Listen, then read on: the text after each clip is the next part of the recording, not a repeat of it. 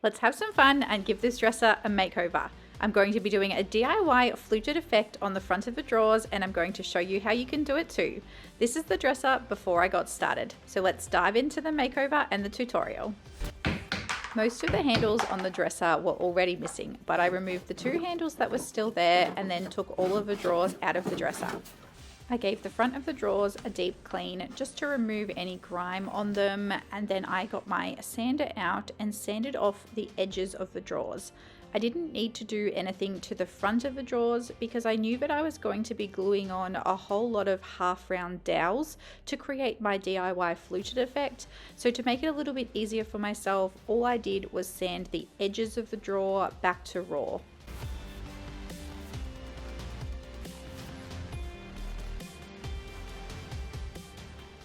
I chose to use my battery orbital sander to sand the edge of the drawers. I use my battery orbital when I'm sanding smaller locations or things where there is an edge like this because it is a lot lighter for me to hold and doesn't give me such a sore hand or wrist when I'm sanding these areas.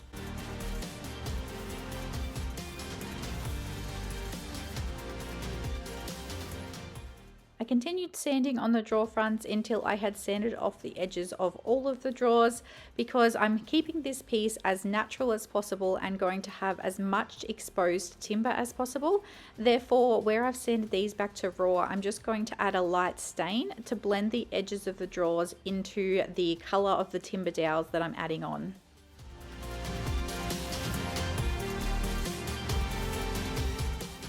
Once I finished sanding off all the drawers, I then just went back in and gave them another clean to remove all of the sanding dust so that they were then ready for me to move on to the next step.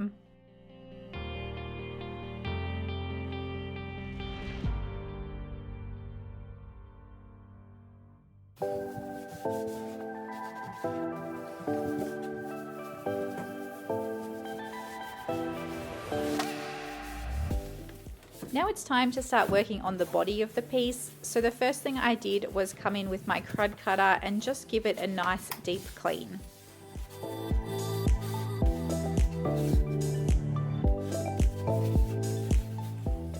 I needed to quickly change out the blade on my carbide scraper before I started using it because my old blade had gotten a little bit blunt. I'm going to be using the carbide scraper before I do my sanding because this is going to save me a fair bit of sanding time. I'm using the carbide scraper to remove the top layer of the varnish because this particular dresser had a really thick varnish on it and it was just going to take a long time to try and sand through that. Anything that I can do to help reduce the sanding time is going to be beneficial.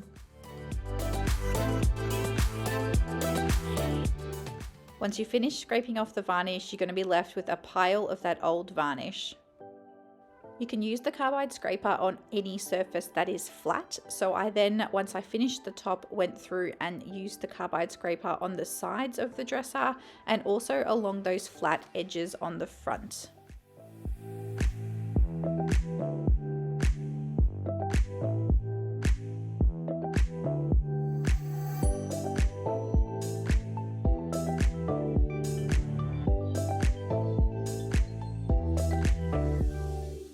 Once I'd scraped off as much of the varnish as I could, it was time to grab out my belt sander.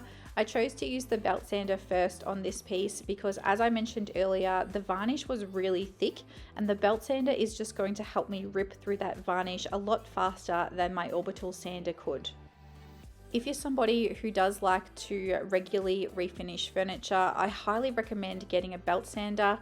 It is a quite cheap investment. This belt sander cost me about 180 Australian dollars to purchase, but I use it all the time and it's definitely worthwhile to save yourself the time and hassle of continuously having to sand for a long period of time with an orbital sander.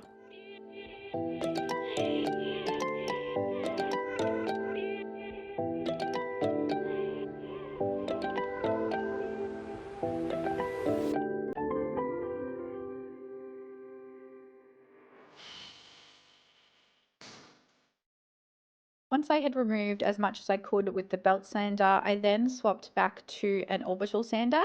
Now this orbital sander is my corded orbital sander and I just use this sander sometimes when I want to be a little bit faster. You really don't need to have multiple sanders, but I like to swap between my different sanders for different circumstances and also depending on the speed of the project. If you're just getting started, you can get away with just one sander and do all of this work with just that one sander. It is just going to take you a little bit more time than what it did for me to be able to swap between the different sanders that are specifically sort of more suitable for a particular purpose. This sander is a bigger sander in that it has a 150 millimeter diameter, and the discs that go onto it are a little bit bigger, which gives it a little bit more surface area to sand through a little bit faster. It's also just overall a more powerful sander than my battery orbital.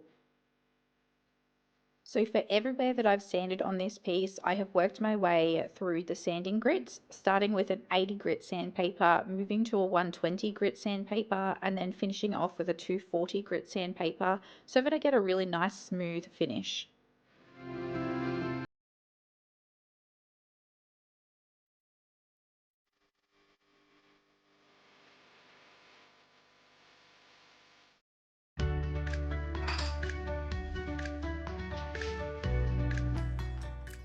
Now it's time to actually start making my fluted effect. What I have here is a whole lot of Tasmanian oak half round dowels, and I'm going to be cutting them all down to the same size so that I can glue them onto the front of the drawer to create that fluted effect.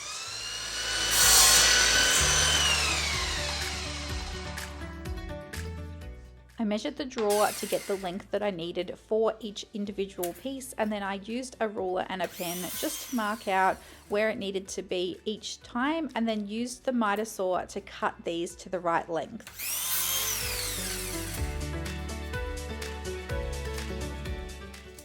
After cutting the first couple of lengths, I decided it was going to be faster for me to cut two at a time, and therefore I just started measuring two the same length and then cutting those two at the same time. This just saved me a little bit of time, although it still took me a bit over an hour to cut 220 lengths.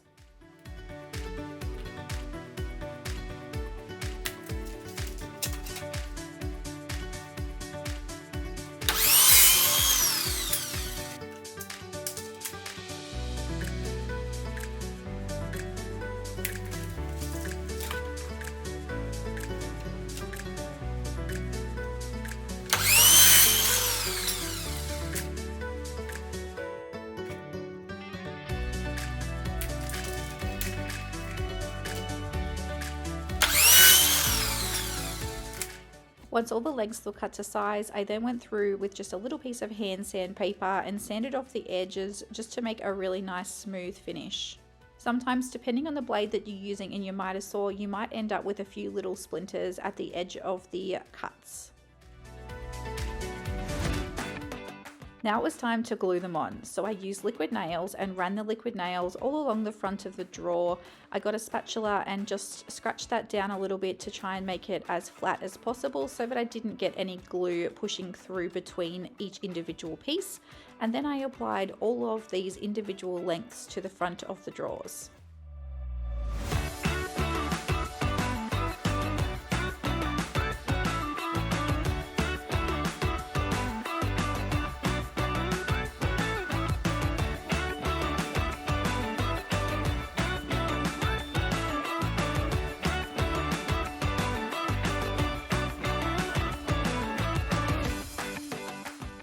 You need to be mindful of the temperature in the space you're working in because you want to make sure that the glue doesn't dry too much before you apply the timber onto it. If you find the glue is drying too fast, work in sections and only do one half of the drawer and then the other half of the drawer, or apply some more glue before you get to that section.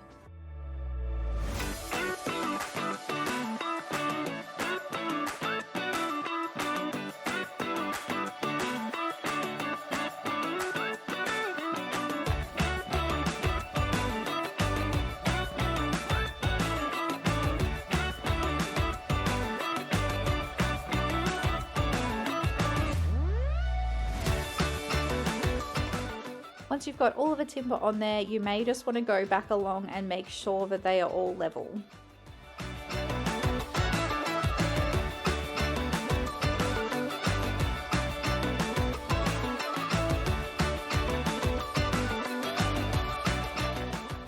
You're just going to repeat the process on all of the drawers until you've completed all 6.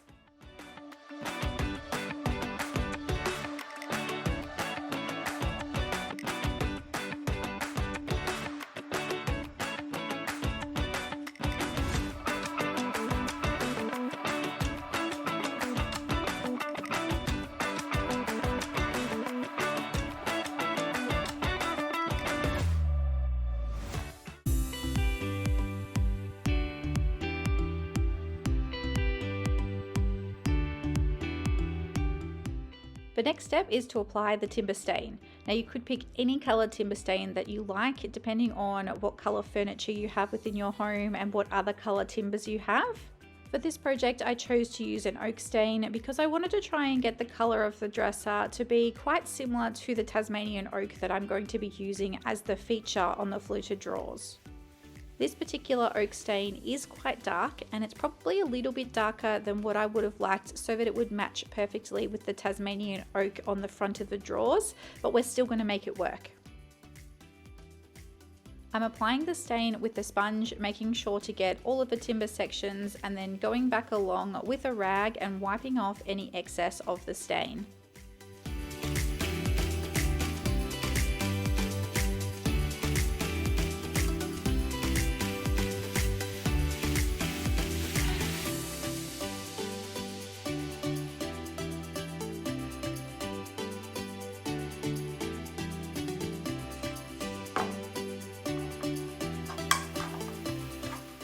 You need to make sure you give the stain adequate amount of time to dry. It depends on the different stains as to how long that is, but for this stain I needed to give it 6 hours to dry.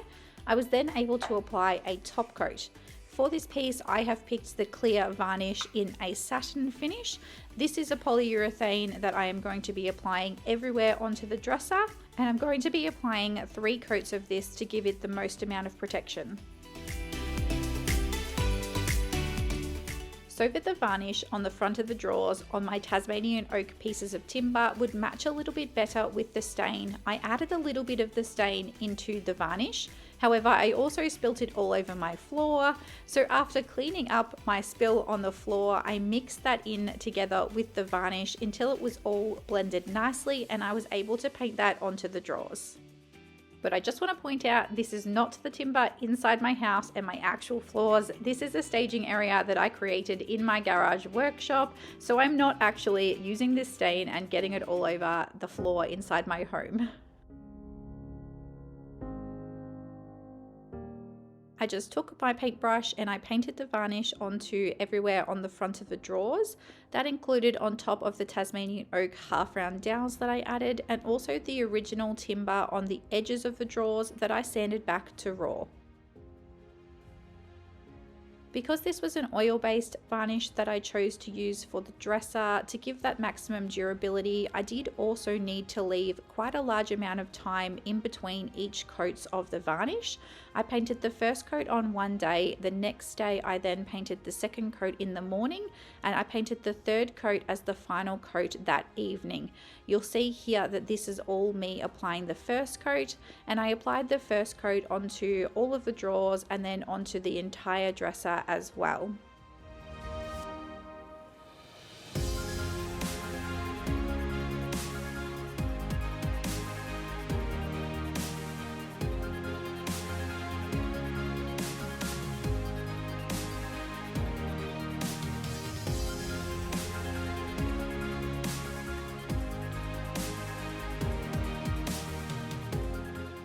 After finishing all 3 coats of the varnish, it was now time to apply the new handles onto the dresser. I grabbed out the handles and also the snap off screws, and then it was time to measure the distance between those different half round dowels so that I could try and find a center point for these handles.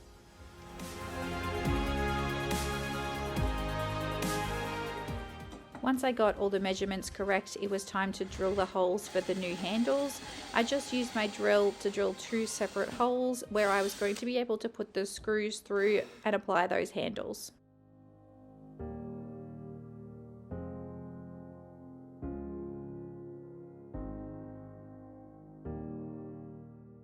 These handles had snap-off screws, which makes it so easy to get them right. All you need to do is measure the distance you need for the screw and then snap off any excess.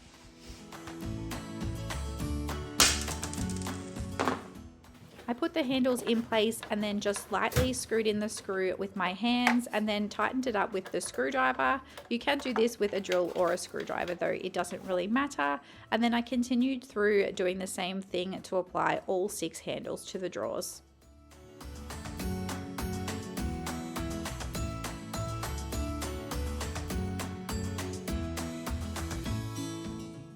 Once all the handles were installed, it was time to add the final finishing touch to this dresser. The bottom of the drawers was completely made of chipboard and a few of the drawers were quite damaged. So I decided I wanted to add a drawer liner into each of the drawers. To start off with, I measured out the size of the drawer with the drawer liner and then I cut it down to size. The size was only a rough sizing, but once I had that rough size, I was able to peel off the backing because this is a peel and stick liner, and then I was able to start to smooth that liner down using my hand. Sometimes I also decided to use a decoupage tool to smooth that down, but just getting as flat as you possibly could, then going along with a razor blade and cutting off the excess to make it perfectly flush. I then repeated the process again with the other drawers, getting a rough measurement, cutting that down to size so that it would fit inside the drawers, peeling it off from one corner and working my way through, smoothing the wallpaper down as I went. And then once it was all installed and flat, I was then able to go along with a razor blade and cut off the excess. You want to try and make sure that you have a minimal amount of bubbles and you use your finger to smooth out any air bubbles that you get along the way, or you can also use some tools to try and smooth that out easily. And then there you have it, the end result. The drawer liners look absolutely beautiful inside this dresser and just add a real element of surprise. The half round dowels to create the fluted effect turned out so perfectly and I absolutely love how it turned out. I'd love for you to let me know what you think down in the comments. And of course, if you loved this makeover and this tutorial, make sure you hit subscribe to get more videos like this. Thank you so much for watching, but before you go, I highly recommend you check out this next makeover because it was a real winner as well.